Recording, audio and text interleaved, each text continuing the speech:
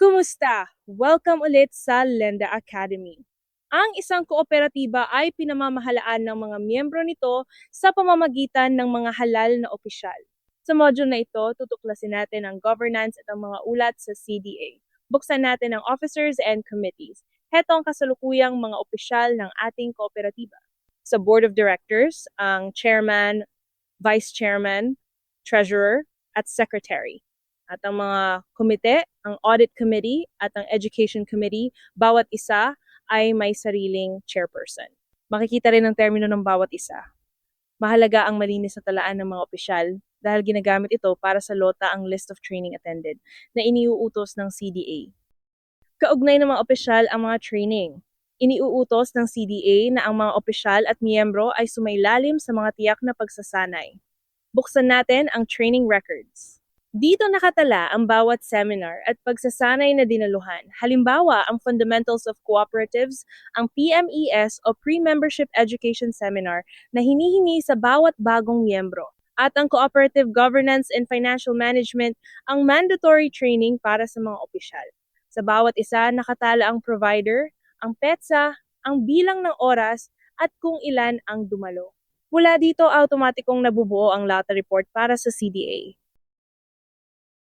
Bukod sa pagpapautang, marami ring kooperatiba ang may welfare fund, isang damayan kung saan nag-aambag ang mga miyembro sa isang pondo na tumutulong sa panahon ng pangangailangan tulad ng pagkamatay o pagkakasakit. I-set up natin ito.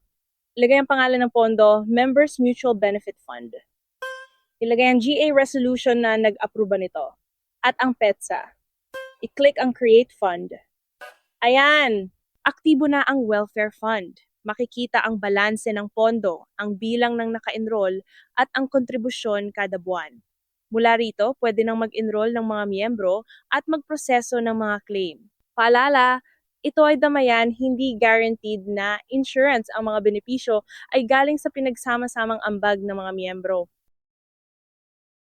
Ngayon, ang pinaka-importante para sa CDA, ang compliance reports. Buksan natin ang CDA compliance reports.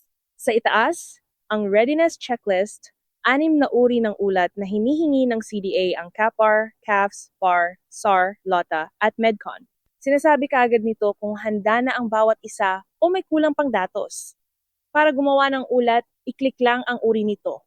Piliin natin ang CAPR, ang Cooperative Annual Progress Report. Heto ang forma. Makikita ang paliwanag kung ano ang saklaw ng ulat, ang membership, share capital, mga utang, at governance. Piliin ang taon, tapos i-click ang Generate Report. Automatikong kinukuha ng sistema ang lahat ng datos mula sa buhay ninyong records, hindi na kailangang mano-manong tipunin. At dahil ang lahat ng transaksyon, share capital, savings, dividends at surplus ay automatikong naitatala sa accounting, laging handa ang inyong libro. Buksan natin ang trial balance. Nakahanay dito ang bawat account ng kooperatiba, nakagrupo ayon sa uri: assets, liabilities, equity, income, at expenses. Sa bawat isa ang kabuuang debits, credits, at ang balanse.